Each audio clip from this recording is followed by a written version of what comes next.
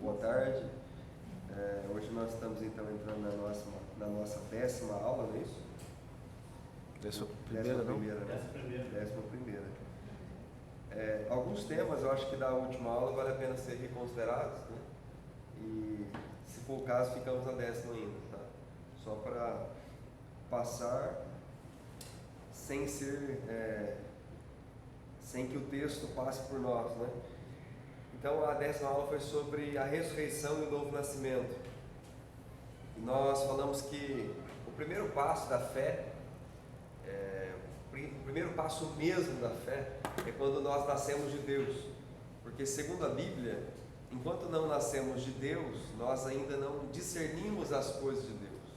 Então, o nosso conhecimento que nós temos antes de nascer de novo é um conhecimento muito provisório, é um conhecimento sem a verdadeira experiência com Deus. Por exemplo, o conhecimento de Nicodemos, como João capítulo 3 fala que ele chega em Jesus e fala: Mestre, sabemos que és mestre em Israel, porque não há ninguém que faz esses milagres que o Senhor faz. Então é o conhecimento pelos sinais, é o conhecimento aquilo que Deus faz de maravilhoso. Isso é diferente de conhecer a Deus por aquilo que Ele é em si mesmo, né? Então Jesus fala para Nicodemos: se você não nascer de novo, você não pode ver o reino. Ou seja, a condição de discernir as coisas do reino de Deus é o novo nascimento. E o Nicodemos faz de bobo, né? Como posso voltar ao ventre da minha mãe e nascer de novo, sendo eu já velho? E Jesus fala: aquele que é nascido da carne é carne, não estou falando sobre isso, mas aquele que é nascido do Espírito é Espírito, estou falando sobre isso, né? Então, importa que você nasça de novo. E ele repete isso, né? Você é mestre em Israel e não sabe dessas coisas, Nicodemo? É importante, é necessário nascer de novo. E nascer da água e do Espírito. Então, para os judeus, esse nascer da água era já o batismo, porque o João Batista já estava batizando, eles já tinham, quem conhece Israel sabe que ele tem tanques batismais, que eles praticavam para purificação já. Então eles já entendiam que o nascer da água tinha a ver com o arrependimento dos pecados, né? E o batismo para a purificação, ou o rito de purificação que eles passavam rotineiramente. E o nascer do Espírito é um elemento novo de Jesus, né? O nascer do Espírito tem a ver com algo que eles estavam esperando, que é Deus habitando no coração deles. Então, no meio judaico, existe aquela ideia de que o templo é um lugar sagrado, mas os profetas já começam a profetizar em Isaías 66, o céu é o teu trono e a terra é o estrado dos teus pés, quem pode edificar a casa do Senhor? Né? Profecia de Isaías, Deus habita naquele que é pobre e humilde de coração, humilde de espírito. Então já começa uma ideia que é trazida à tona, por exemplo, no discurso de Estevão, lembra, em Atos? Estevão morre e ele começa a dizer assim: olha, o templo não foi feito por mãos humanas, mas o templo é onde Deus habita. Vós sois templo do Espírito. Pedro também fala: vós sois templo do Espírito. Então começa-se essa ideia de que é necessário que Deus habite em nós e não nós habitarmos na casa de Deus. Deus tem que habitar em nossas vidas, em nossos corações. Então isso tem a ver com o novo nascimento.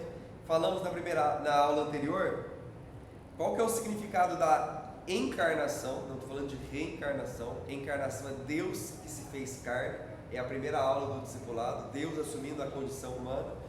O significado da encarnação é a revelação de Deus, é Deus mostrando para nós quem Ele é, segundo a nossa maneira de conhecer. Qual que é o significado da morte de Jesus? A aula da justificação pela fé. A morte de Jesus, ela substitui, é o sacrifício que substitui os nossos pecados. Então a morte de Jesus é expiatória e propiciatória. Ela é expiatória porque ela substitui os nossos pecados. É o preço pago pelos nossos pecados. Ela é propiciatória porque, além do preço pago, ela nos põe diante de uma condição de nos tornar propícios a Deus. Ou seja, ela nos faz favoráveis ao Senhor. Por isso é por graça. Quando entendemos que Jesus morreu para nos salvar, nos tornamos favoráveis a Deus. Podemos entrar na presença de Deus com confiança, né? Então aí Hebreus, entrem com confiança no trono da graça, na presença de Deus, com a consciência lavada, com os pecados perdoados. Em Cristo nós temos perdão dos nossos pecados. Portanto, já não há condenação para os que estão em Cristo Jesus, porque a lei do Espírito da vida nos libertou da lei do pecado e da morte. Porquanto que for impossível a lei, visto estar enferma pela nossa carne, Deus o fez fazendo-se carne, assumindo a condição humana. Ou seja, Jesus cumpriu todas as exigências da lei em nosso lugar, tornando-se como nós, porque nós não iríamos cumprir. O apóstolo Paulo fala: a lei é perfeita e justa, mas eu sou escravo do pecado, vendido como escravo ao pecado. O bem que eu quero fazer eu não faço, o mal que eu não quero eu acabo fazendo. Então, só podemos ser justificados mediante a fé no que Jesus fez por nós, pela graça. Aí vem a aula anterior a essa: somos salvos pela graça mediante a fé. Isso não vem de vós, é dom de Deus. Não vem de vós para que ninguém se glorie, pois somos feituras suas, criados para as boas obras. Então, isso tudo é uma revisão para a gente entender essa aula do novo nascimento que já começamos. Dissemos que vida eterna significa viver na eternidade, mas não somente. Significa que o eterno Deus, a eternidade habita em nós. Então, diferente do fato de só vivermos a vida eterna no fim, nós vivemos a vida eterna já aqui, a partir da hora que o eterno Deus está em nós. Então Ele nos eterniza, né? Por isso que a Bíblia fala: vós que tendes a vida eterna, no sentido que o eterno Deus habita em nossos corações, né? Ele é o penhor da nossa herança. Não é assim que o apóstolo Paulo fala? Por que Ele é o penhor? Por que Ele é a garantia? Porque se Deus habita em nós, se com Ele sofremos, com Ele viveremos. Se com Ele vivemos, com Ele morreremos. Se com Ele morremos, com Ele viveremos eternamente. Então a condição da vida eterna no futuro é a vida eterna no presente. Então vida eterna é vida na eternidade, mas vida no eterno. É viver em Deus, é estar em Deus, é Deus habitar os nossos corações. Como é possível conhecer perfeitamente a Deus? A primeira aula, né? Conhecemos a Jesus, Deus se fez homem, se revelou, e nós podemos conhecer a Jesus. Mas para conhecer a Jesus, nós precisamos do Espírito. Segunda aula. Então, para conhecer a Deus perfeitamente, o Espírito Santo nos leva para o Filho, que é Jesus, e o Filho nos revela o Pai. Então, para conhecer a Deus, tem que conhecer o Espírito, o Filho e o Pai. Não conhecemos o Filho se não nascermos de novo, Jesus diz. Ou seja, é impossível conhecer a Deus sem fé e sem um toque do próprio Deus. E aí que está a grande questão para nós. Se Deus não agir, né? Isso a gente, os cristãos, pode ser presbiteriano, pode ser metodista, pode ser assembleiano, pode ser batista. Existe um conceito dos calvinistas chamado graça comum, que é a graça de Deus que está sobre todo mundo. Existe um conceito dos arminianos, que são aqueles que acreditam na graça preveniente, que é a mesma coisa, que é a graça de Deus que vem antes da salvação. Então, quem nos dá a condição de crer? Deus, o próprio Deus. Assim como Ele nos criou, Ele se revela, Ele nos dá a condição de crer. Parando por aqui, alguma dúvida? Todas, nenhuma, qualquer uma, né? Alguma dúvida? Eu dei muitas informações iniciais, né? Mas alguma coisa que... esse negócio de calvinismo, arminianismo não é o nosso objeto de discussão, então deixa isso para lá. Mas do discipulado, alguma dúvida sobre o que significa a morte, a ressurreição e o nascimento, a encarnação de Jesus? Isso é o mais importante, né? Jesus se fez carne. O que isso significa para mim? Significa que Deus revelou. Significa que nós podemos conhecer a Deus. É isso. E o que significa a morte de Jesus? Que nossos pecados foram perdoados. Resumindo, só isso. E o que significa a ressurreição de Jesus? Que nós podemos ter uma nova vida. Só isso. Então, resumindo tudo, o que significa a encarnação? Deus revelou a nós. O que significa a morte? Deus perdoou toda a humanidade. O que significa a ressurreição? Deus possibilitou que nós vivêssemos com Ele e eternamente. Então, isso mata a aula anterior. E passamos agora para o final da aula anterior, tá? Que vantagem há em ser nascido de Deus? Falamos sobre isso, né? A vantagem em ser nascido de Deus é que nós nos tornamos filhos de Deus. E aí vem uma pergunta: são todos filhos de Deus? Todo mundo é filho de Deus? Vou perguntar aí. E eu quero que os senhores falem, as senhoras, os senhores falem. Né? Somos filhos de Deus quando aí se você falar aceitar a Cristo, você aceita por Cristo, mas quando nós aceitamos a Cristo, foi nos dado o poder de ser chamados filhos de Deus, quando nós aceitamos Ele. Ao contrário, somos criaturas. Os que são nascidos do Espírito, fala lá em João, né? Sim, sim. Nascido da carne. 1 João. Né? É João também, o Evangelho. Tá? Alguém pensa diferente? Pode falar, se tiver. Não, que às vezes a gente pergunta isso e é um. Já aconteceu de ministrar essa aula, o pessoal, mas será que não é todo mundo de Deus? Todo mundo não é filho de Deus? Como assim? Né? Vamos dar uma olhada para a gente entender isso em João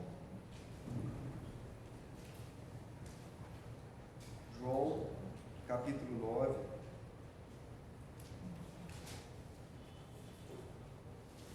Desculpa, João capítulo 8.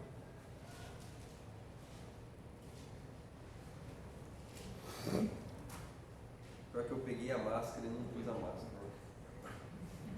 João capítulo 8.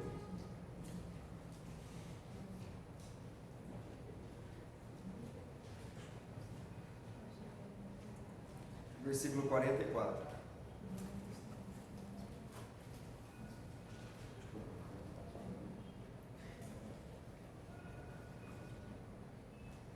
João 8,44. Alguém pode ler? Vós tendes por pai ao diabo, e quereis satisfazer os desejos de vosso pai. Ele foi homicida desde o princípio, e não se firmou na verdade, porque não há verdade nele, quando ele prefere mentira. Quando ele profere mentira, fala do que lhe é próprio, porque é mentiroso e pai da mentira. Então, Jesus fala aí, vocês têm por pai o diabo. Não são todos filhos de Deus, né? Parece absurdo. Em 1 João capítulo 5, versículo 1 fala: todo aquele que crê que Jesus é o Cristo é nascido de Deus, e a quem ama aquele que o gerou, também é dele nascido. Nisso sabemos que amamos os filhos de Deus, quando amamos a Deus e guardamos os seus mandamentos. Então, aqui o apóstolo João fala assim: para ser nascido de Deus tem que amar a Deus, amar os filhos de Deus, guardar os seus mandamentos. E depois ele vai falar que para guardar os mandamentos tem que ter fé. Então, para ser nascido de Deus tem que ter fé, amar a Deus, guardar os seus mandamentos, amar o próximo. Então, tudo isso são condições daquele que é nascido de Deus. Portanto, não são todos nascidos de Deus, nem todos creem em Jesus, nem todos creem em Deus, nem todos amam ao Senhor e amam ao seu irmão. Então, embora a gente já tenha como senso comum a ideia de que todo mundo é nascido de Deus, na Bíblia não é assim, né? E esse tema nascido de Deus na Bíblia é um tema muito bom para ser estudado, porque passa todo o Antigo Testamento. Quem que é a descendência santa? Quem são os filhos de Abraão? Né? Quem são os filhos de Deus? Porque os judeus tinham a ideia que filho de Deus é quem descende de Abraão, de Isaac e de Jacó. Então é sempre importante, quem são os filhos de Deus? Aí o Novo Testamento vai dizer que o filho de Deus é o que crê em Jesus, é o que ama Jesus, como foi dito aí, né? É o que vive com Jesus, é o que tem o Espírito, né? E Jesus retoma, né? Nascido de Deus é aquele que é nascido da água e é nascido do Espírito. Então o Espírito Santo habita na vida dele. Ele não sabe de onde vem e nem para onde vai, mas ouve a sua voz. Jesus disse. Passando adiante, pode falar. Isso não quer dizer que aqueles que ouvem a nossa pregação, ouvem a palavra e no primeiro momento não tem sensibilidade, não poderão no futuro nascer do Espírito. Sim, né? com certeza. Isso não deve impedir nunca o a ordem que é deixar fazer com que a gente não cumpra aquilo que Jesus nos determinou, né? Que é pregar o evangelho a toda criatura. Isso aí é interessante para a gente não pensar, isso aí não é, porque não cabe a nós. Exato. Cabe a Deus. Nós nunca vamos saber. Nós sabemos se nós nascemos de Deus, né? Isso nós sabemos. Quem nasceu com Deus tem certeza, convicção da presença de Deus na sua própria vida. Isso a Bíblia chama de testemunho do Espírito, né? O Espírito Santo testifica com o nosso Espírito que somos filhos de Deus. E isso nos faz nascidos de Deus. Pastor, eu tenho dúvida, né? Então, é necessário aí morrer para si mesmo, né? E nascer de Deus. O ato do batismo simboliza bem isso. O ato do batismo, o batismo é o símbolo do novo nascimento. Então, quando nós nos batizamos, a Bíblia fala assim: quem crer e for batizado será salvo. Por que Jesus fala quem crer e for batizado? Né? Porque o batismo é um sinal de fé. A partir da hora que a pessoa creu convictamente que ela pertence a Deus, que a graça de Deus está sobre a vida dela, ela tem condições de batismo. Mas eu ainda estou impuro, eu ainda acho que eu tenho muitos pecados, eu ainda não resolvi os meus pecados. Batismo não é sinal de santificação. Batismo é sinal de fé e de arrependimento, mas é sinal de fé. Então o batismo é a condição para que nós tenhamos uma nova vida com Deus. Tem gente que espera ser santo para depois batizar, né? Então o batismo ficou lá para o fim, né? Não é isso, né? Não tem nada a ver com isso. O batismo geralmente acontece no início da conversão da pessoa. Por quê? Ele é o sinal do início do discipulado, né? Então, ensinando todas as coisas. Vão por todo mundo, prega o evangelho a toda criatura, né? E de fazer discípulos como? Batizando. E de fazer discípulos. A ordem é: façam discípulos. Como? Batizando em nome do Pai, do Filho e do Espírito Santo, e ensinando todas as coisas que vos tenho ordenado. E eis que estou convosco todos os dias, até a consumação do século. Então, o Mateus está querendo dizer o quê? O batismo acontece, né? O discipulado implica o batismo. Eu ainda não me batizei, porque eu ainda não sei se eu devo me batizar. Se a gente tiver convicção de que nós queremos morrer para nós, entregar a vida para Jesus. Entregar a vida para Jesus não é levantar a mão e falar eu te aceito. Isso é importante, isso é simbólico. Agora a entrega mesmo é batismo. Batismo é entrega, porque é a aliança, é que nem o casamento, né? Eu sou casado, mas eu não casei, né? Eu sou militar, mas não fiz o juramento da bandeira. É um negócio que... Vocês estão me entendendo? É possível um militar não fazer o juramento da bandeira? Não. Por quê? O juramento da bandeira é a condição de possibilidade, é o nosso juramento. É a hora de assumir o compromisso diante da nação de que nós somos militares. O batismo é o quê? É o compromisso diante da igreja, dos irmãos, de que nós somos cristãos, filhos de Deus, nascidos de Deus. Então é isso. E não só o compromisso, como a presença de Deus, né, o sinal da graça de Deus sobre as nossas vidas. Ao invés de circuncidar, o cristão batiza. O judeu circuncidava, o cristão batiza, como sinal de que somos pertencentes à comunidade do reino, à igreja de Deus, ao povo de Deus. Se nós não batizarmos, quem crer e for batizado será salvo, quem não crer está condenado. A Bíblia não está falando que quem não batizar vai ser condenado. Não, o batismo não vai te salvar. Mas o não batizar-se pode ser uma atitude de descrença. Eu estou falando particularmente, fui pastor de uma igreja há 11 anos, em Sumaré. Tinha irmãos lá que tinha 20 anos de igreja e não batizavam. Meu irmão, por que não batizou até hoje? Porque eu ainda não estou convicto, ou porque eu ainda estou esperando ser santo. Não vai batizar nunca.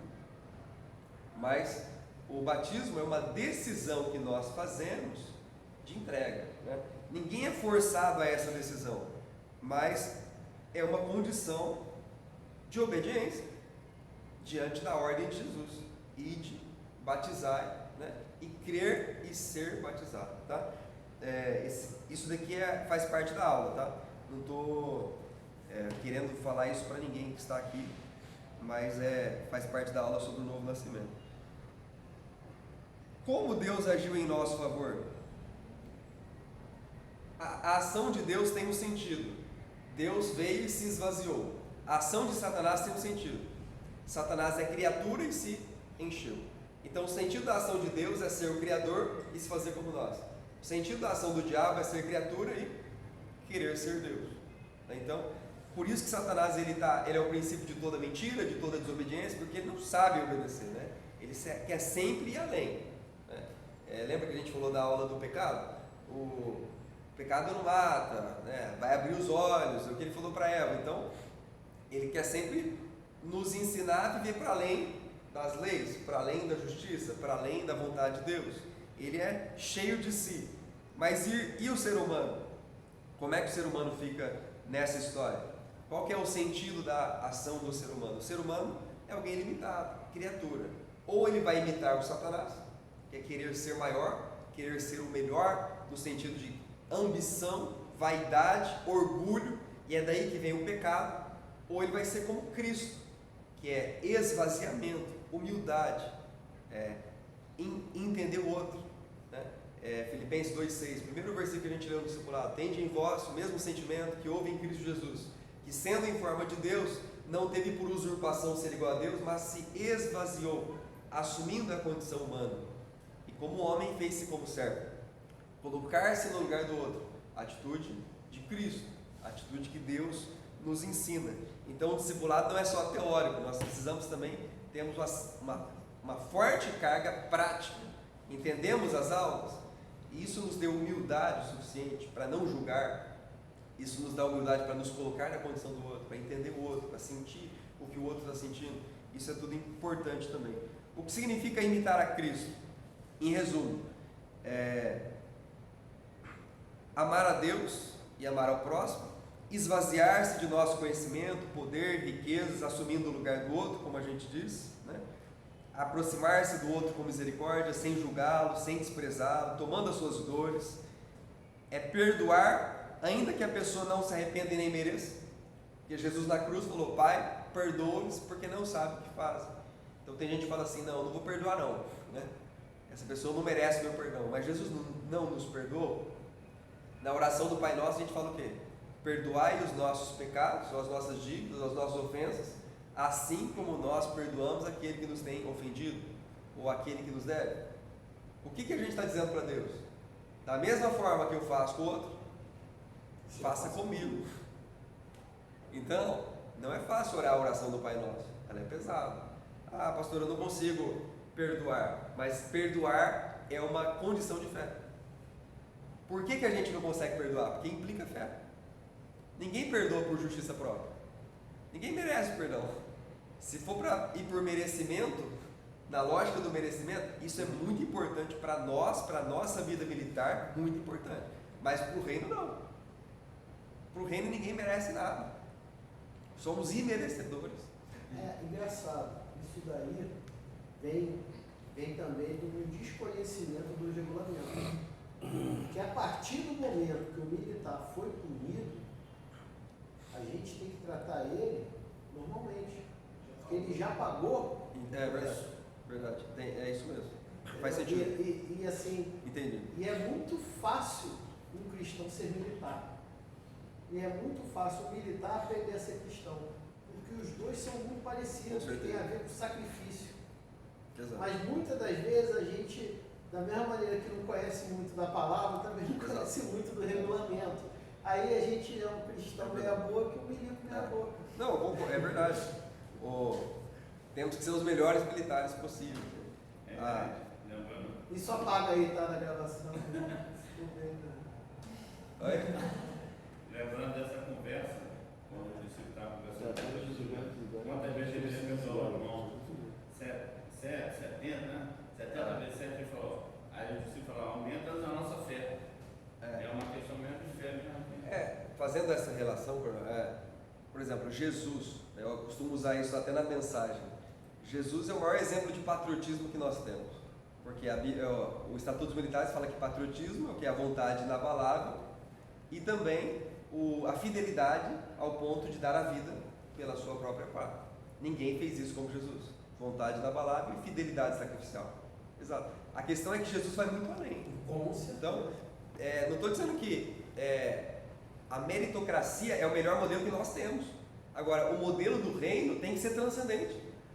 a justiça é só Deus. É. A verdadeira Exato. justiça está em Deus, como Exato. teve na aula. É. A Então- nossa justiça sempre vai ser Então a ideia é essa. Os valores do reino não são valores que nós, como meros mortais, somos capazes de cumprir. Vou dar um exemplo. Se o teu irmão te der um tapa no rosto, dele a outra face, isso daí é uma coisa que a gente faz naturalmente?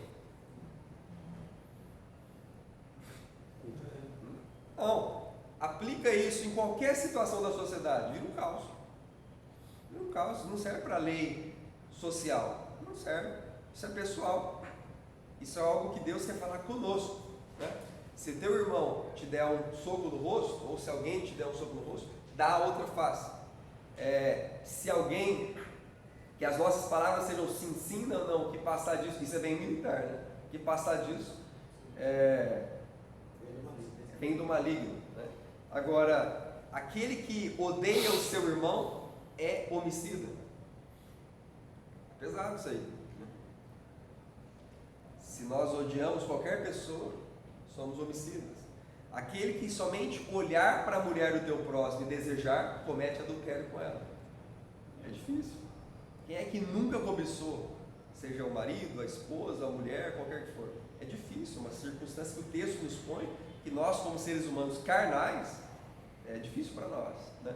Então, ainda que sejamos militares, eu creio que nós estamos ali no ponto de vista moral, os que mais buscam viver a retidão. Quando a gente fala do reino, vai tudo para o barro. Trapo de imundícia. Trapo de imundícia. Então é isso que eu estou querendo dizer. Os valores são muito importantes, mas os valores do reino são para quem é nascido de novo, é para quem é nascido de Deus. Como que nós podemos cumprir esses valores? Deus tem que nos ajudar, Ele tem que nos santificar. E é aí que a gente tem que morrer para os nossos valores, deixar Deus nos conduzir. Sem o Espírito Santo, me desculpem quem está aqui e acredita nisso, é impossível cumprir o sermão do monte. Sem a presença de Deus, se o Espírito Santo não te conduzir, não preencher o seu coração e te der motivo para isso, eu acho que a gente consegue uns 10 dias. Olha lá, hein? Olha lá se consegue ficar um dia sem pecar, mas consegue ficar uns 2, uns 3. Passou disso, a carne começa a gritar, aí alguém te provoca ali no trabalho, alguém te persegue, você já manda ele pro, né? Ou alguém na sua casa, ou o marido, a esposa te cutuca, alguém vai conseguir te tirar do sério, né? Ninguém é bom o suficiente para se manter em perfeitas condições, porque nós somos finitos, pecadores. Então, se não for Jesus nos purificando e nos perdoando diariamente, perdoando os nossos pecados, e o Espírito Santo nos conduzindo a uma vida em santificação, desiste, né? Tem que nascer de novo. É o que Jesus disse para Nicodemos: é necessário nascer de novo. Não basta apenas ver os meus milagres e tentar me seguir escondido de noite, não adianta, né? Tem que nascer de novo, porque quem não nascer de novo não vai entrar, não pode vir e não pode entrar no reino de Deus. Então, como é possível imitar a Cristo? Por meio do Espírito Santo, né? A imitação de Cristo não é algo possível aos que não creem em Jesus. A gente pode tentar. A minha esposa, uma vez eu falei isso com ela, ela estava no começo da conversão, ela falou assim: olha, a minha avó e meu avô são perfeitos, o casamento deles é intocável, né? Nunca fizeram nada de errado e não são cristãos. Ah, legal, bom, pelo menos a gente não sabe de nada, né? Excelente. São bem reservados. Eles são bem reservados. Aí passaram alguns meses, né? Aí fica sabendo que o avô dela tem filho não sei aonde, filho aqui, filho ali, tem de filho espalhado por aí, e a avó vivia machucada o tempo todo e apanhava do marido em casa e uma série de coisas desse nível, e para quem via estava perfeito, mas só eles sabiam a realidade que eles estavam vivendo. Nós não estamos falando desse tipo de hipocrisia, da pessoa fingir que é uma coisa e na verdade ser outra. Nós estamos falando de um evangelho vivo. Então, como é possível imitar a Cristo? O Espírito Santo tem que transformar os nossos corações. Sem Ele não dá. Não tem condições. Nós não podemos. Então é nesse sentido que eu queria falar para os irmãos, para as irmãs, para quem está aqui, né? Sem o Espírito Santo, nós podemos ser os melhores militares aqui, né, da primeira região militar, ou do Comando Militar do Leste, ou do Brasil, pode ser mais bem, pode ganhar as melhores medalhas, não dá. E eu encerro a minha fala. Eu estava com o comandante, meu antigo comandante, e eu falei sobre isso com ele lá em Santa Cruz, na base aérea de Santa Cruz. E quando eu falei a necessidade de nascer de novo e o fato de nós sermos pecadores, ele falou assim: ô Emílio, como assim? Eu fui 01 na AFA, fui 01 não sei aonde, fui 01 aqui, foi 01, aonde ele passou ele foi 01, quer dizer que eu não sou bom? E aí eu li o texto da Bíblia que falava: todos nós pecamos e estamos destituídos da glória de Deus, não há um justo, nenhum justo sequer. Quem sou eu para dizer que ele não é bom? Mas a Bíblia diz. E aí ele parou, pensou, ficou meio assim, depois ele, passado algum tempo, ele mandou me chamar na sala dele e falou assim: olha, realmente a gente não é bom. É só a gente parar para pensar, né? Para um pouco, analisa um pouco a nossa vida, que a gente vai ver que está cheio de problema, está cheio de defeito, tem muita coisa que nós não conseguimos, né? Então é nesse ponto que o Evangelho está querendo dizer: tem que nascer de novo, tem que morrer para si mesmo, tem que se esvaziar, tem que parar de confiar na carne, tem que parar de confiar na nossa própria força. Enquanto não confiarmos somente nele, não aprenderemos a ser cristãos, verdadeiramente cristãos. Então termina a aula de novo nascimento dizendo: só teremos aquele fruto do Espírito, falaremos na próxima aula: amor, paz, longanimidade, mansidão, domínio próprio, Gálatas 5:22. Só teremos esse fruto do Espírito verdadeiramente em nós, se o Espírito Santo habitar em nossos corações. Porque aí a gente vai seguir o que o apóstolo Paulo fala: não somos devedores à carne para seguir a sua vontade, mas somos devedores ao Espírito. Então quem vive com Deus e ama Deus está sempre em dívida com Deus, né? Porque que nem o apóstolo Paulo: Deus derramou sobre mim graça sobre graça, eu não mereço nada, nós não merecemos nada, mas Ele nos amou, Ele nos perdoou, Ele está conosco. Então Ele não julga, Ele não condena, Ele sempre entende que Deus está na frente do negócio. Amém, Coronel? Amém, glória a Deus. Amém. Alguma dúvida?